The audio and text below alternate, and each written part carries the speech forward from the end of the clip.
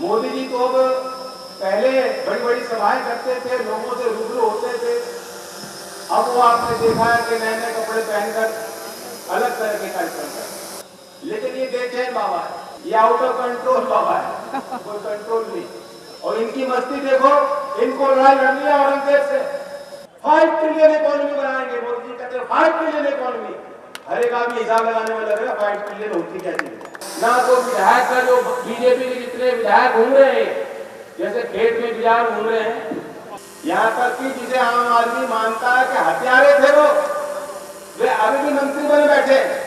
मोदी जी को फिर चौधरी चरण सिंह जी याद आ जाए सपनों में। जब आम आदमी तनाव में रहेगा तो मोदी जी से सवाल नहीं करेगा। जब समाज में बुरी बीती थी, तुम सब मौन थे, तुम्हारी रीढ़ की हड्डी नहीं थी। आरक्षण के श्रेणी में आने वाले बच्चों को भी क्या करोगे आरक्षण का, जब कोई नौकरी नहीं बचेगी।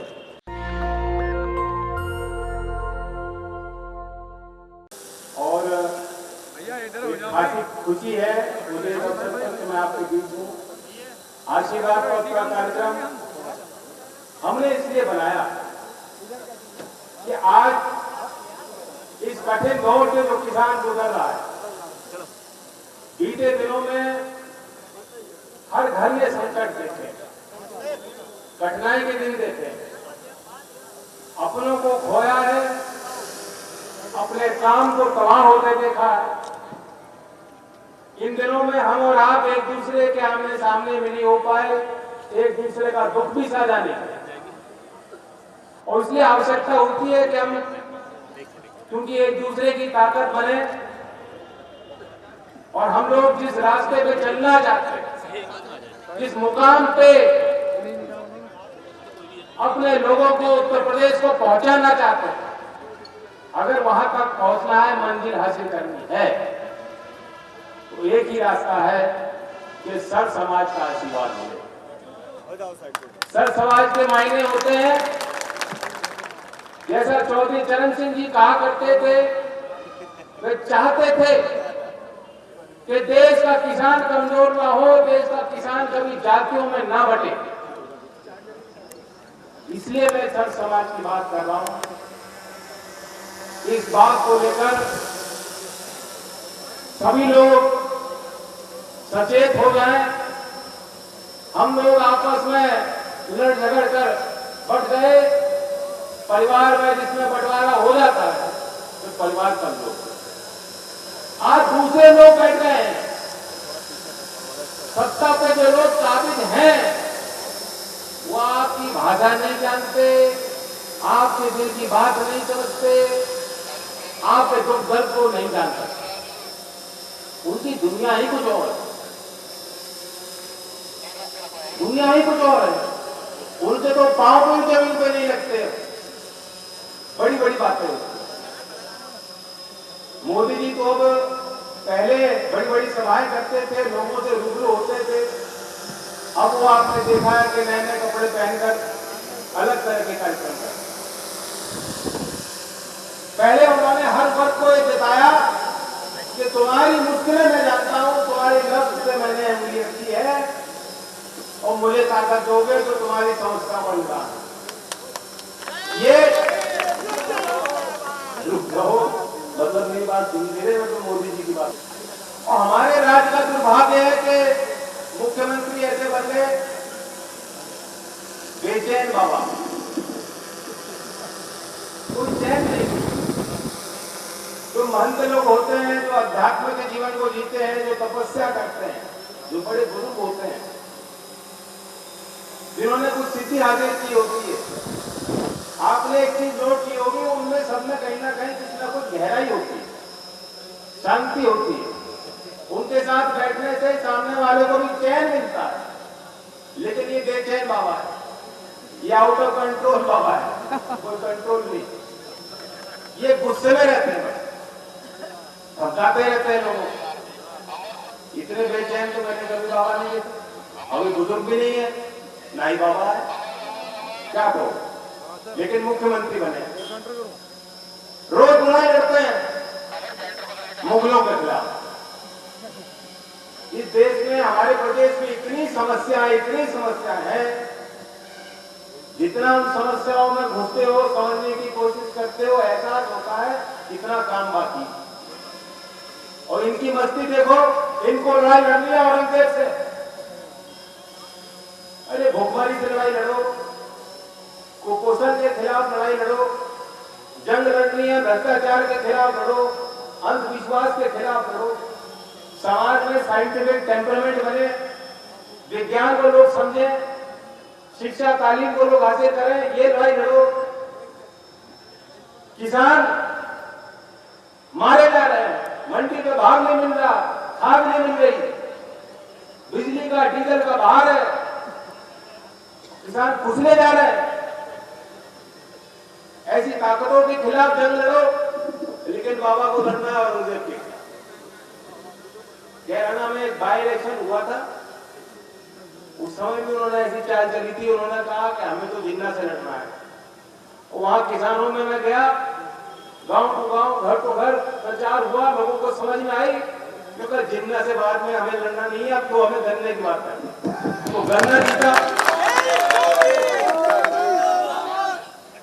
उसी तरह से आपको भी समझना पड़ेगा आपकी लड़ाई क्या है, आपके अपने लोग कौन है, आप हासिल क्या करना चाहते हैं। अब इतिहास की किताब से औरंगजेब को, मुगलों को मिटा देने से तो बोलने वाला नहीं है, आपका कुछ भला नहीं है। असलियत ये है कि ये डबल इंजन की सरकार आपको दी गई, कि डबल इंजन की सरकार बहुत तेज रफ्तार से हमें पीछे ले जाती है, पीछे ले जा रही है, हमें आगे बढ़ना है। नौकरी की कोई बात नहीं, कोई प्लान नहीं इनके पास, किसान के लिए कोई योजना नहीं है। उन्होंने घोषणा कर दी कि 2022 तक आय दुगनी होगी। अब 2 महीने मात्र बचे हैं, 2 महीने। कोई किसान यहाँ मौजूद है जिसकी आय बढ़ी भी हो? दुगनी की तो बात ही छोड़ दो। लागत आपकी बढ़ी है कि नहीं? भाव में लगातार गिरावट है कि नहीं मंडियों में?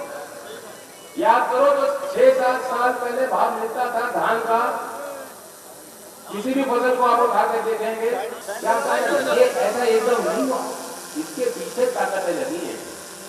जब ये आए, पहला काम उन्होंने किया, राज्य सरकारों को चिट्ठी लिखी कि बोनस देना बंद करो। कोई राज्य की सरकार किसान को बोनस देगी तो वो भरपाई खुद करेगी, केंद्रीय एजेंसी उससे नहीं लेगी। फिर उन्होंने सुप्रीम कोर्ट में एफिडेविट जमा किया, उसमें कहा कि स्वामीनाथन आयोग की रिपोर्ट हम लागू कर ही नहीं सकते, इतने संसाधन देश में नहीं। आलू के निर्यात में प्रतिबंध लगा दिया, मारामारी हो गई, त्राही हो गई।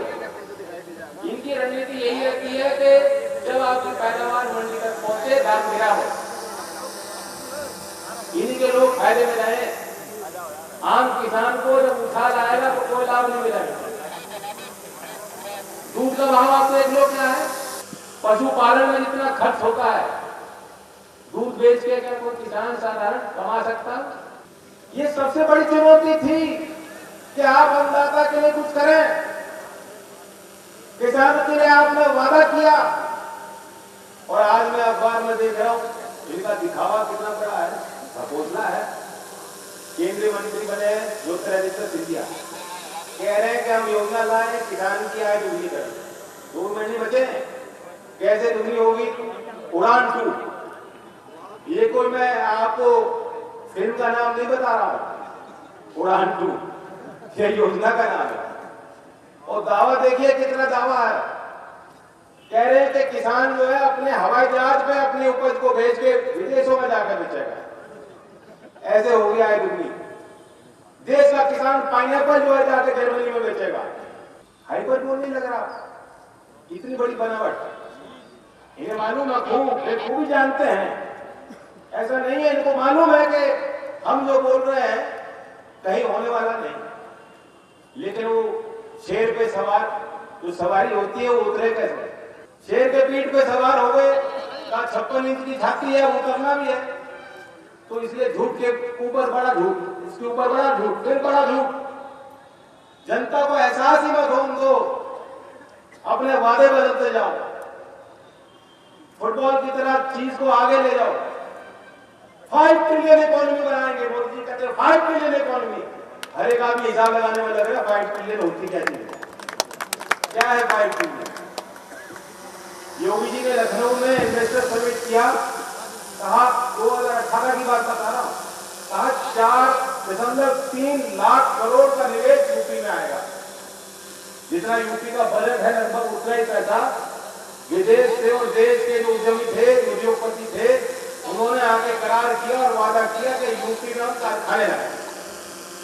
कितनी नौकरी मिली, कितना पैसा आया, 1000 से ज्यादा परियोजनाओं का वादा था। 2 साल बाद 9 चालू हुई, 9 लगा लो साहब, कितनी नौकरी मिली। क्यों नौकरी नहीं मिल रही हमारे नौजवानों को? कोई योजना ही नहीं है इनके पास, कोई योजना ही नहीं, सब ठप। तो इसलिए हमें और आपको, आप अपने मुद्दों को आगे लेकर चलो। पहली बार आपने देखा होगा चुनाव में कोई पार्टी, चुनाव में अभी पूरे 4-5 महीने बाद हमने कोई प्रत्याशी की जिक्र, कोई चर्चा हम कर ही नहीं रहे। हमारी तो अभी समझौते की भी बात चल रही है, हम चुनाव की बात ही नहीं कर रहे। पहली बार देश के इतिहास में, चुनावों के इतिहास में आपने देखा होगा कि 4-5 महीने पहले हम अपने घोषणा पत्र को लेकर आए। 31 तारीख को हम घोषणा पत्र जारी कर दें, आप पढ़ लेना। क्यों कर रहे हैं? जब हम पहले घोषणा करेंगे चर्चा बनेगी, दूसरे राजनीतिक पार्टियों का जवाब बनेगा, उनके नेता आएंगे वोट लेने को, आप कहोगे भाई हमें तो ये सरकार इनकी बनेगी तो ये करेंगे, तुम क्या करोगे बताओ? करोगे कि नहीं करोगे? करोगे, वरना होगा क्या? चुनाव आएगा, आप मतदान कर दोगे, मुद्दा क्या था किसी को मालूम नहीं। पिछला लोकसभा चुनाव आया चला गया, ना तो कोई चुनाव लड़ने वाला आपके बीच आया उस ढंग से, ना कोई विधायक का, जो बीजेपी के जितने विधायक घूम रहे हैं जैसे खेत में बिजार घूम रहे हैं, उनकी भी यही स्थिति है, कोई पूछने वाला नहीं। ईमानदारी से बताओ, विधायकों से पूछ लो, चुनाव से पहले उनका संपर्क गांव-गांव में था ही नहीं। क्यों? मतदाता ने तो देखा ही नहीं। मतदाता ने कहा हम तो मोदी जी को दे देंगे। तब तो योगी जी घोषित नहीं थे, कोई प्रत्याशी में नहीं था कि मुख्यमंत्री कौन बनेगा। और उसका परिणाम क्या हुआ, वह भी अपने क्षेत्र को नहीं जानते। आज किसान का इतना बड़ा आंदोलन देश भर में हुआ है, कहने को वह भी किसान परिवार से आते हैं, लेकिन अगर किसान के लिए दो शब्द वो बोल देंगे, बीजेपी का कोई विधायक हिम्मत नहीं रखता कि कह दे कि लखीमपुर की घटना हृदय विदारक घटना है, किसान पे हमला, देश पे हमला। ये सब हम और आप चौपाल में बैठ के, घर में बैठ के, दुकान पे बैठा हर एक आम आदमी कह रहा है कि किसानों के साथ अत्याचार हुआ। लेकिन बीजेपी के किसी विधायक में दम नहीं। यहां तक कि जिसे आम आदमी मानता है कि हत्यारे थे वो, वे अभी भी मंत्री बने बैठे। अगर मानवता को मानने वाली, नैतिकता को मानने वाली, किसान को मानने वाली सरकार होती तो क्या ये लोग मंत्री बने रहते? अगर चौधरी चरण सिंह वाली सोच की कोई सरकार होती, ऐसे लोगों को मंत्री नहीं बनाया जाता। चौधरी चरण सिंह जी, चौधरी साहब तो चुनावी सभा में जाकर उनको कभी किसी ने बता दिया कि ये खोट है, तो जनता से माफी मांग करके कह देते थे कि ये प्रत्याशी मैंने दिया था और मुझे पता लगा इसमें तो गलत निकल गया। और कई बार हुआ कि दूसरे प्रत्याशी को खड़ा कर दिया गया, ना सिंबल ना कुछ, और वो जीत के चला गया, पार्टी का घोषित उम्मीदवार क्योंकि गलत था। तो ये भी नैतिकता थी और ये भी ईमानदारी आपने देखी है, और ऐसी ईमानदारी को बढ़ाया आपने, तो ये आपकी ताकत है। हमारे चाहने से कुछ होने वाला नहीं है। जिस दिन आप जाग जाओगे, अपनी भूली हुई ताकत को पहचान लोगे, सारी चीज सुधर जाएगी। मैं मुद्दों की बात करना चाहता हूं, जो मैं मुद्दों की बात कर रहा हूं। कुछ घोषणा हम कर चुके हैं, कुछ मैं आज यहां आपके बीच से कुछ करना चाहता हूं। हमारे पुलिसकर्मी तैनात हैं, इनकी बहुत कठिन ड्यूटी रहती है। कोई बात नहीं, हम विपक्ष में हैं तो कभी कभी आमने सामने भी करना पड़ता है, इनसे जूझना भी पड़ता है, लेकिन हमारी लड़ाई वर्दी पहनने वाले हमारे भाइयों और बहनों से नहीं। इनकी तो लाठी भी झेली है मैंने, कोई बात नहीं। हमारा मुख्यमंत्री कैसा और अभी बाबा कहते हैं रोको, बाबा कहते हैं रोको तो कूद के इनसे इनको पार नहीं करना पड़ता है। लेकिन हमारी लड़ाई इनसे नहीं। कानून व्यवस्था तब सुधरेगी जब इनका मनोबल ऊंचा होगा, जब इनकी कदर होगी। ये सरकार भी इनकी कदर नहीं करती। हमने तय किया है, हम घोषित भी कर चुके हैं कि इन पुलिस कर्मियों की ड्यूटी निर्धारित होगी बॉर्डर स्कीम खत्म कर, क्योंकि यहाँ कांड का नौजवान तैनाती गाजीपुर में, घर वालों को देख नहीं सकते, बहुत कठिनाई है। बॉर्डर स्कीम को हम खत्म करेंगे। और नौकरी की बात मैं कह रहा था, नौकरी कैसे होगी कि 22 साल की उम्र कर दी उन्होंने भर्ती में, दूसरे राज्यों में 25 है, 27 है।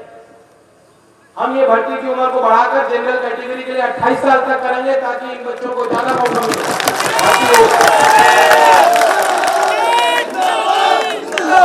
किसानों के लिए मैं खुल के कह रहा हूं, ये भी बहुत नहीं है, लेकिन हमने हिसाब लगाया कि प्रदेश के संसाधन कितने हैं, कैसे उसका सदुपयोग होगा,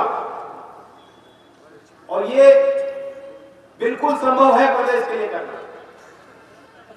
6,000 रुपए केंद्र की सरकार देती है, आप हिसाब लगा लो। तो खाद महंगा हो गया, डीएपी महंगी है, यूरिया, डीजल, बिजली, इस सब का जोड़ तो कभी किसान लगाता ही नहीं बैठते। खुद की मजदूरी, घर वालों की मजदूरी, पैदावार कैसे कैसे करी है किसान ने, कभी बैठे जोड़ और हिसाब नहीं लगा पाता। क्यों? किसान की तो मजबूरी है, बेचने के वक्त भी मजबूरी होती है, जो भाव मिल जाए।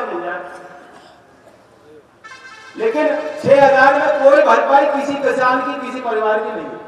हमने तय किया, हमारी सरकार बनेगी, हम सभी किसानों को राज्य की सरकार 23 दिसंबर में चौधरी चरण सिंह जी की जयंती के अवसर पर 6,000 ये देते हैं, हम 12,000 किसान को देंगे। और जो लघु किसान है, जो सीमांत असिंचित जमीन पे खेती कर रहा है, उसको 15,000 तक राशि है। मैं कह रहा हूं, ये काफी नहीं है। मैं ये नहीं दावा कर रहा कि इसमें आपकी जो मौज है, नहीं, लेकिन एक शुरुआत हुई, एक संदेश दिया। उनको भी दबाव बनेगा, हो सकता है चुनाव आते आते, हो सकता है इसी 23 दिसंबर में मोदी जी को फिर चौधरी चरण सिंह जी याद आ जाए सपनों में, और कहते हैं कि हम भी 12,000 करते। हमने तालीम को लेकर बहुत अध्ययन विचार किया, शिक्षा में बहुत कुछ करना बाकी है। हमारे प्रदेश के सरकारी स्कूलों की हालत जर्जर है। लगभग 9% बच्चे 8वीं पास करने के बाद 9वीं में दाखिला नहीं लेते, ड्रॉप आउट हो जाते। 9%, अधिकतर उसमें बच्चियां हैं, और जो शिक्षित ही नहीं होगा वो मुख्यधारा में बच्चा आने वाला नहीं है। फिर उसकी मजबूरी होगी, मजदूरी, गुर्बत का जीवन रहेगा उसका। तो इसलिए हमने तय किया कि सरकारी स्कूल है, क्योंकि हमारे यहाँ के बच्चे वैसे काबिल हैं, मात खाते हैं इंग्लिश में, मात खाते हैं कि कंप्यूटर की उनके पास कोई जानकारी नहीं है, जो आज आधुनिकीकरण हुआ है समाज में। 2030 तक सभी सरकारी स्कूल में वोकेशनल ट्रेनिंग, इंग्लिश मीडियम पढ़ाई और कंप्यूटर लैब की जो है व्यवस्था तैयार करके बच्चों के लिए देंगे। यही नहीं, हमारे यहाँ कांठ मुरादाबाद के क्षेत्र में पोस्ट ग्रेजुएट की डिग्री करना चाहे कोई अच्छा कोई कॉलेज यूनिवर्सिटी, वो व्यवस्थाएं नहीं है। सिर्फ यही नहीं, अगर कोई बच्चा विश्व प्रसिद्ध दुनिया में किसी कोने में अगर जो 100 टॉप यूनिवर्सिटी है उनमें दाखिला ले लेता है, तो उसको स्कॉलरशिप देने का काम, उसकी फीस देने का काम राज्य की सरकार करेगी। क्योंकि मैं जानता हूं कि आपको जमीन में नहीं तो गिरवी रखकर कहां से स्टूडेंट लोन, कहां से बच्चों की पढ़ाई, कैसे तालीम कराते हैं। एक बड़ी बात निकल के आई, क्योंकि हम जगह जगह लोगों से सुझाव ले रहे थे। सबसे बड़ी बात थी कि कैसे कैसे गुजारा हो रहा है, घर के आगे क्या तंगी है, क्या कठिनाई है। हर एक वर्ग ने कहा कि बिजली का बिल, बिजली बहुत महंगी है, और उत्तर भारत में सबसे महंगी बिजली जब योगी आए उन्होंने करने का काम किया। सबसे महंगी बिजली, जो खेती कर रहा है उसका फिर भी मैं मान लूंगा कि जमीन है, जायदाद है, कुछ गुजारा हो रहा हो। जो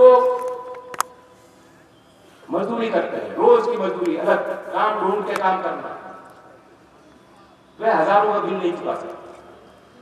और हमने इसलिए तय किया कि बुनकर हो और किसान हो, बुनकर और किसान के लिए पुराना बकाया माफ और बिजली की आगे दर हाफ।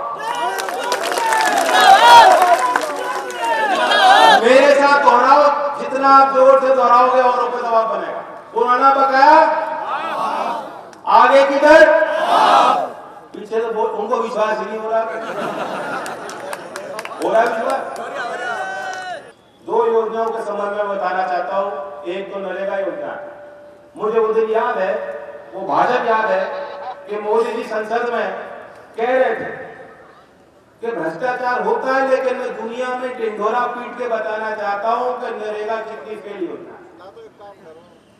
कभी नहीं देखा मुख्य प्रधानमंत्री, उस पद पर विराजमान व्यक्ति उस योजना की बुराई कर रहा है और पैसा भी योजना को दे रहा है।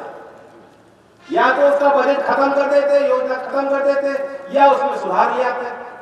आप ये भी कह रहे हो कि बहुत भ्रष्टाचार है, ढिंढोरा पीट के बताना चाहते हो कि कितना भ्रष्टाचार है, और योजना भी चलाना चाहते हो। आपने बीते दिन में देखा होगा क्या हुआ था जब देश बंद हो गया। एक तो किसान था जो देश को चला रहा था, अर्थव्यवस्था को कायम रखने का काम किसान ने किया, किसान ने नहीं रोका, मैं तो मास्क पहन रहा हूं, किसान ने कोई फिक्र नहीं करी, वो खेती के काम में जुटा। तो आज हम लोग ये देश की अर्थव्यवस्था, अगर थोड़ी भी जान इसमें है तो उसका श्रेय किसान को है। और दूसरी बात, बंदी बिना किसी को बताए मोदी जी एक्सपेरिमेंट करते हैं। मोदी जी चाहते हैं कि आदमी तनाव में रहे। जब आम आदमी तनाव में रहेगा तो मोदी जी से सवाल नहीं करेगा, तो तुरंत बंदी कर दी। देश के मजदूर को कह दिया भाग जाओ, तुम्हें यहाँ मकान, रहने की व्यवस्था बंद, राशन बंद, तुम्हारे कारखाने जहां तुम काम कर लिया करते थे बंद, कब खुलेंगे किसी को पता नहीं है। और कई 100 किलोमीटर चल चलकर पैदल, पांव में छाले हैं, बच्चों को उठा उठाकर, भूखे नंगे, किस अवस्था में लोग अपने गांव में लौटे। और उन दिनों में आप हिसाब ले लेना, नरेगा योजना थी जिसके अंतर्गत राज्यों ने केंद्र सरकार से और पैसे की मांग करी, लोगों ने काम मांगा और किसी तरह अपना गुजारा किया। लेकिन आज मजदूरी की दर उत्तर प्रदेश में इतनी है, पश्चिम में तो उस दर पे कोई मजदूर मिल ही नहीं सकता। कोई प्रधान अगर काम भी करना चाहेगा ईमानदारी से, यहाँ प्रधान भी मौजूद है, मुझे बता दीजिए, आप खेती करना चाहोगे, मजदूर से काम कराना चाहोगे, उसका रेट क्या है? उससे आधा का भी रेट सरकार नहीं देना चाहती। ईमानदारी से काम कैसे होगा? बगल के राज्य हरियाणा में 310 रुपए मजदूरी दर है, नरेगा में 310 रुपए, हम उसे 40% कम देते हैं। हमारी सरकार बन जाएगी, देश के सभी राज्यों में सबसे ज्यादा मजदूरी दर नरेगा के अंतर्गत हम दिलाएंगे 320 रुपए।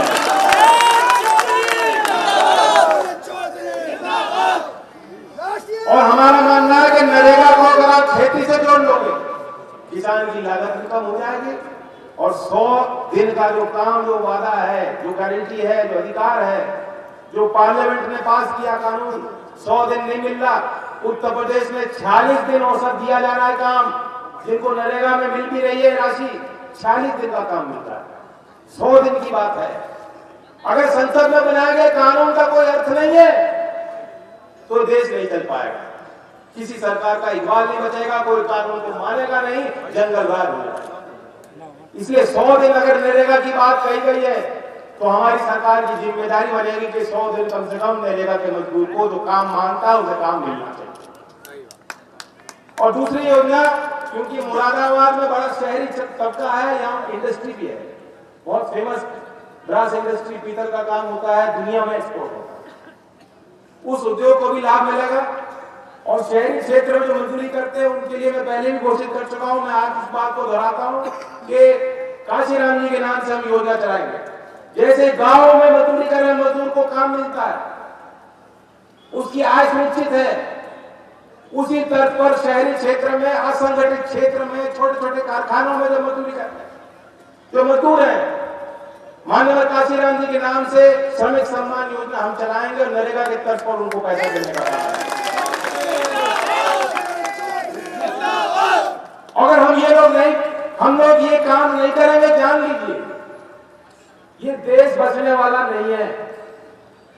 क्रांति आएगी सामाजिक, अमीर और गरीब के बीच में फासला बढ़ता जा रहा है। चौधरी चरण सिंह जब लाल किले से भी संबोधन करते थे, जब उन्होंने संबोधन किया, उन्होंने यही कहा था कि अमीर और गरीब के फासले को लेकर मैं चिंतित हूं।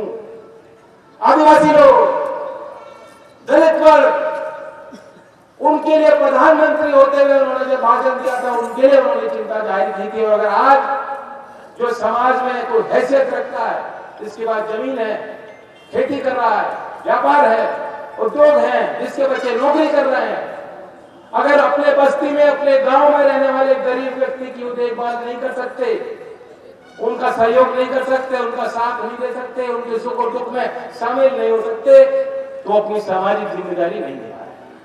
ये चौधरी चरण सिंह जी की विद्या। मैं आपको एक और बात बताना चाहता हूं। मैंने डेयरी की बात की थी और संदीप जी हैं, बहुत सुझाव यहाँ लोगों ने मुझे दिया। गुजारा घर घर का उससे भी होता है। दूध की बात मैंने कही, हमने ये घोषणा हमने तय कर लिया 31 तारीख को, घोषणा पत्र में शामिल भी होगा। आज यहाँ से मैं कह रहा हूँ कि दूध का भाव किसानों को मिलेगा। दूसरे राज्यों में सब्सिडी दी जाती है, सीधा किसान के खाते में जाती है। जानकारी है आपको? दूसरे राज्य में, यूपी में सब्सिडी नहीं है। 5 रुपए प्रति लीटर दूध के उत्पाद के लिए किसान को सीधा सब्सिडी देने का काम हमारी सरकार करेगी। और मैं आप सबको निमंत्रण देता हूं, मैंने कोई दाएं बाएं की बात नहीं कही। मैं क्या कर सकता हूं, क्या चीज संभव है, हिसाब लगाकर मैं आपको बता रहा हूं। और मैं आपको निमंत्रण देता हूं, 31 तारीख में लखनऊ में आ जाइएगा, पूरे घोषणा पत्र को लीजिएगा, पढ़िएगा। और एक एक बात पे कोई बीजेपी का आ जाता है, पहले तो उनसे पूछ लो तो किसान जब मर रहे थे तुम कहां मर गई थी तुम्हारी नैतिकता? ये मंच, ये माइक, ये मालाएं, ये सम्मान, ये पद, ये सरकार की तनख्वाह जो जनता दिलाती है तुम्हें, विधायकों, सांसदों, ये सब कुछ नहीं है समाज के आगे। जब समाज में बुरी बीती थी तुम सब मौन थे, तुम्हारी रीढ़ की हड्डी नहीं थी।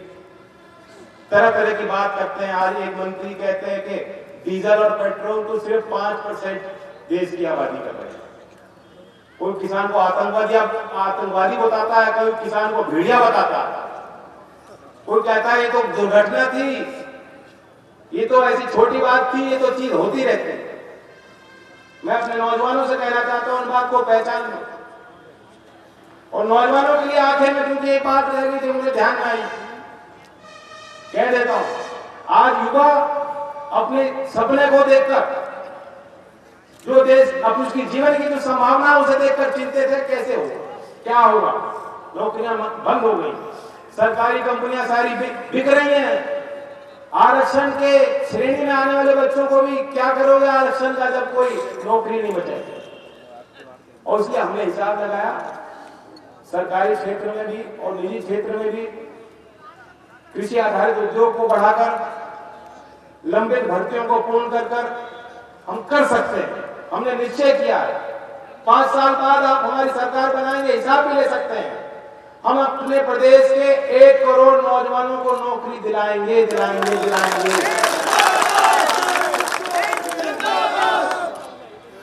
कोई नहीं कह रहा नौकरी की बात, रोजगार कैसे मिलेगा कोई हिसाब नहीं लगा रहा। लेकिन जो 31 तारीख में हमारा लोक संकल्प पत्र होगा, आप उसमें देख लेना, उसमें हमने हिसाब भी लगाया। यहां तक कि जो हम बात कह रहे हैं, जो 22 मुख्य संकल्प हैं, हम उसकी लागत भी बताएंगे कि ये चीज लागू होगी तो प्रदेश के बजट पे कितना भार पड़ेगा, ताकि आप खुद अध्ययन और विचार करके फैसला करें। तो अपनी सरकार बनाइए और अगली सरकार ऐसी बनाइए कि सरकार की चाबी किसान के हाथ में हो, नौजवान के हाथ में हो। यही मेरे लिए आशीर्वाद होगा। धन्यवाद। जय हिंद। नेशनल दस्तक की आपसे गुजारिश है कि अगर इसको बचाना चाहते हैं तो नेशनल दस्तक को सब्सक्राइब करने के लिए रेड कलर के सब्सक्राइब बटन को दबाएं, फिर बेल आइकन की घंटी दबाएं। नेशनल दस्तक को बचाने के लिए बहुत जरूरी है कि हर खबर को शेयर करें, लाइक करें, कमेंट जरूर करें।